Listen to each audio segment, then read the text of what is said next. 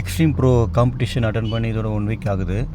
So இது வந்து நான் ஒர்க் அவுட் முடிச்சுட்டு எடுத்த வீடியோ. செஸ்ட்டும் ட்ரைசெப்ஸ் தான் பண்ணேன். ஸோ நான் வந்து இப்போ என்ன ஆட் பண்ணலான்னு இருக்கேன்னா, என்னோடய ரொட்டீனில் கிரியேட்டின் ஆட் பண்ணலான்னு இருக்கேன். நான் கிரியேட்டின் எடுத்து ஆல்மோஸ்ட் 4 இயர்ஸ் கிட்ட ஆகுது. கிரியேட்டின் இதுக்கு முன்னாடி நான் அதுக்கப்புறம் எடுக்கலை ரொம்ப நாளாக. ஏன்னா எனக்கு கொஞ்சம் ஹேர் ஃபால் ப்ராப்ளம் இருந்துச்சு. இது மித்தானான்னு தெரில, எனக்கும் கொஞ்சம் கிரியேட்டின் எடுக்கும்போது கொஞ்சம் இன்க்ரீஸ் ஆன மாதிரி இருந்தது. அதனால் கம்ப்ளீட்டாக நான் ஸ்டாப் பண்ணிட்டேன், எதுக்கு ரிஸ்க்குன்னு சொல்லிட்டு. ஸோ இப்போ திருப்பி எடுக்கலான்னு இருக்கேன்.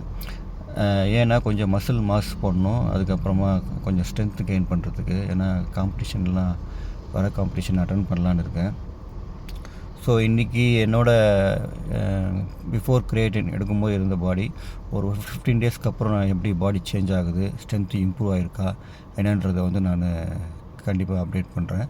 ஸோ அதே மாதிரி என்ன பிராண்டு யூஸ் பண்ணுறேன் கிரியேட்டின் அப்படின்றதையும் நான் சொல்கிறேன். நான் இது ஃபஸ்ட் டைமாக அந்த பிராண்ட் வாங்கியிருக்கேன்.